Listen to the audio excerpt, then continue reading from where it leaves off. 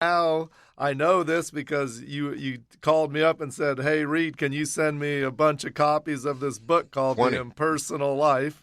And I said, "What's that? I don't see any Hay House on that book. What are you doing reading other books than Hay House books?"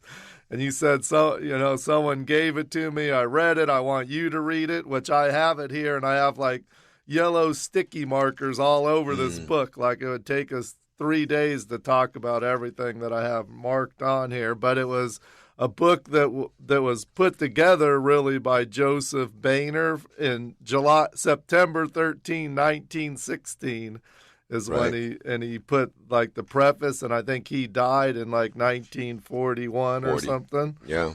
And it's like it's kind of what I think in my mind as it's kind of an original conversations with God, because it's Yes. basically a book that I guess he says God wrote through him. Yeah, it's a lot like A Course in Miracles or the Urantia book. My belief is that everything is channeled. That none of this comes from our ego and from us, because our egos are really illusions about who we are. But yeah, let me share a little bit about this with you, because it's very seldom. In fact, it's the only time I've ever received a book that I've read now 3 times in the last 2 weeks or so. I read it all the way through, and then I read it one chapter at a time, and then I outlined every single chapter. I've got tons and tons of notes on it.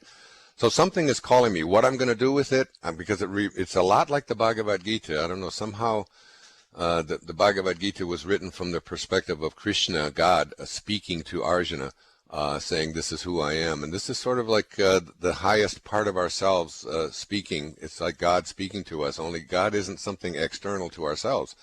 It's the highest place within us, and that we're all attributes of this, and that there's this voice that is always talking to us inside of us. And this voice is the voice of our source, and it's a voice of divine love, and it's guiding us all the time. And we pay attention to it sometimes, and sometimes we don't.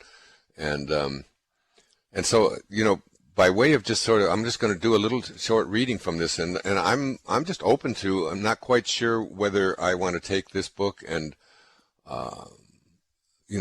write and just clear it up and do something like I did with the Bhagavad Gita, with the Tao Te Ching in the Change Your Thoughts, Change Your Life. I don't know. I'm still I'm still exploring.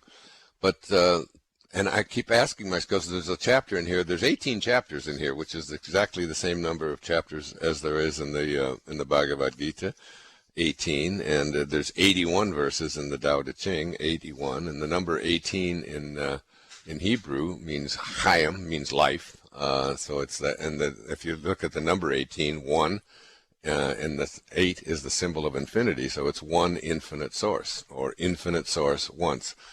And I used to kind of poo-poo numerology and think of all of it until I met a woman who was a numerologist who had written several books about it, and she just totally blew my mind with what she was showing me about how numbers, what they play in our life. Again, one of those areas, I have a mind that's open to everything. And attached to nothing. It's like that quote I did in the PBS special, remember, about Mark Twain. It's not the things that you don't know that get you into trouble. It's the things that you know for sure that just ain't so. Right. Those are the things that get you into trouble. So a lot of things we know for sure, and then we find out they just ain't so. And a lot of that is like what I learned, and I can see clearly now, as I was going through all of these stories while they were taking place in my life, while I was being directed to write this or to do that.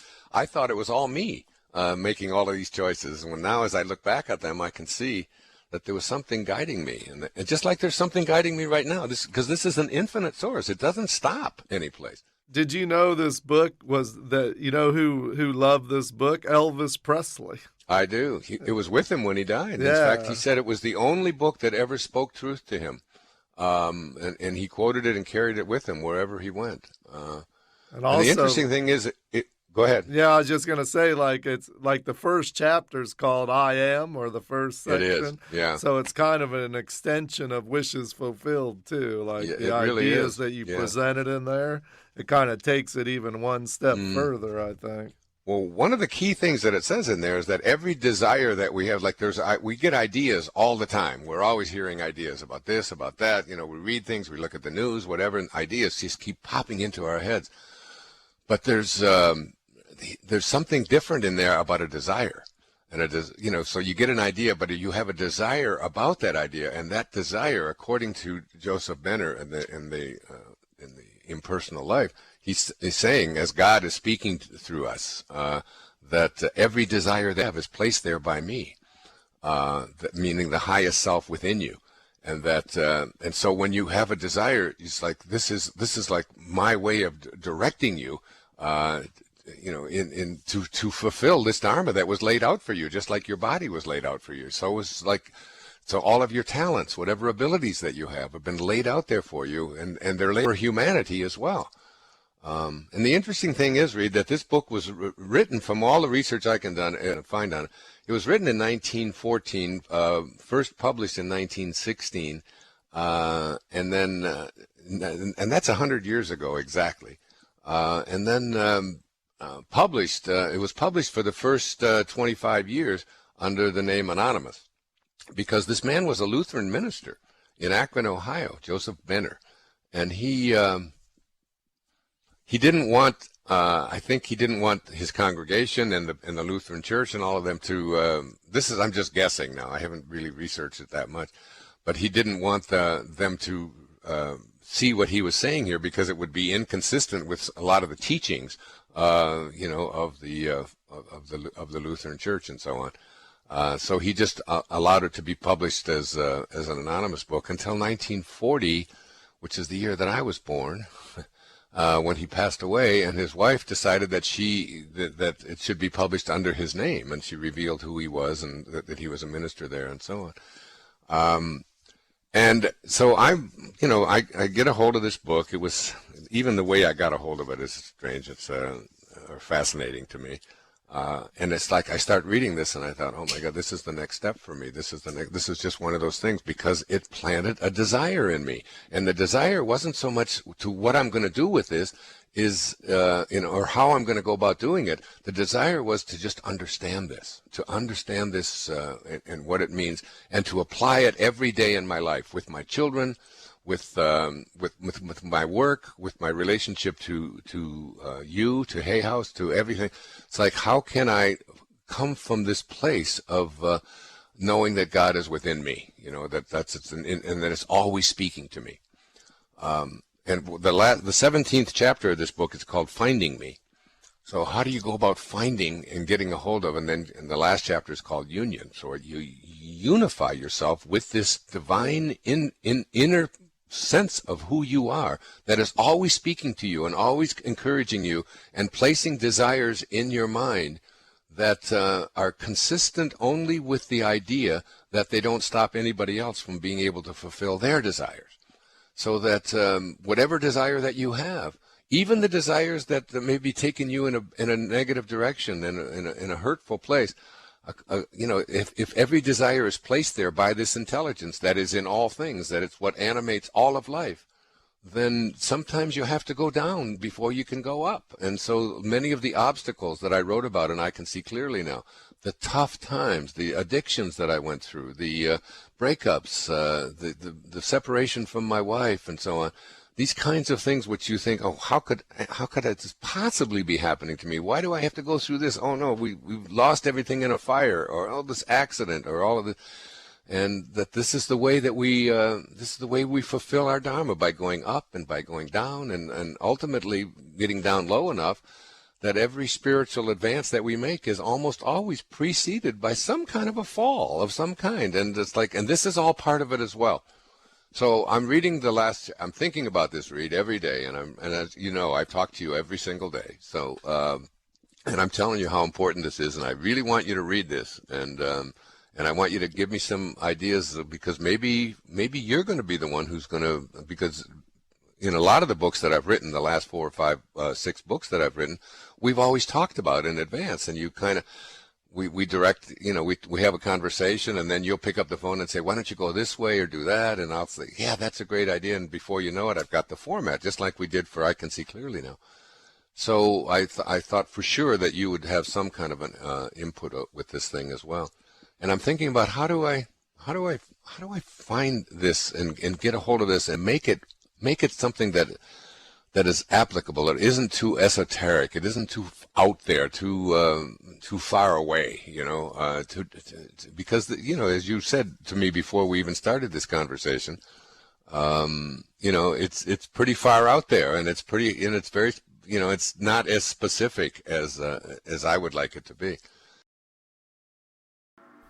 If you will devote but 1 hour each day, thus to me alone, imagining and practicing the presence of me within you, I here promise you that you will not only soon, very soon find me, but I will be to you an exhaustless fount of such wisdom and strength and help as your human mind now cannot possibly conceive.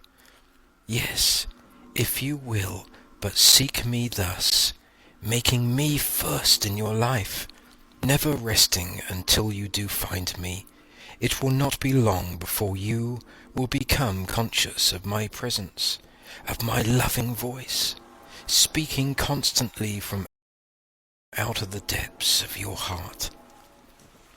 You will learn to come to me in sweet communion, and you will find yourself abiding in my consciousness, and that my word is abiding in you, and that whatever you desire will in seemingly miraculous ways be done unto you.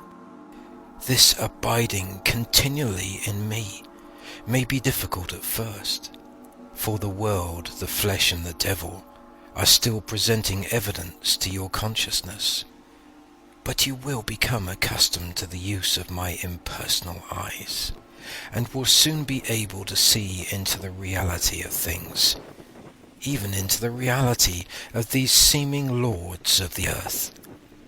Then you will find you are dwelling in a wondrous new world, peopled with angelic beings, using the flesh bodies of their human personalities merely as vehicles, or instruments, or clothing, in which to contact the earthly conditions and experiences they have created, in order to develop the soul qualities necessary for the perfect expression on earth of my idea.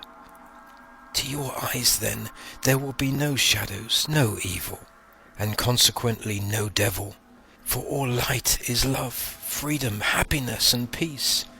And you will see me in all, in each being some attribute of me, in each animate thing some phase of me, and you will need only to let my love shine from out your heart, and it will illumine for you the real meaning of all that you see.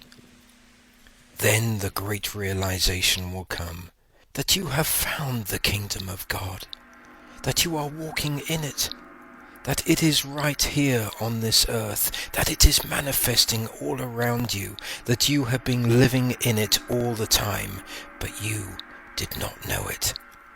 That instead of being without in some far-off place, it is within your own being, within every other being, the innermost inner of all manifested things.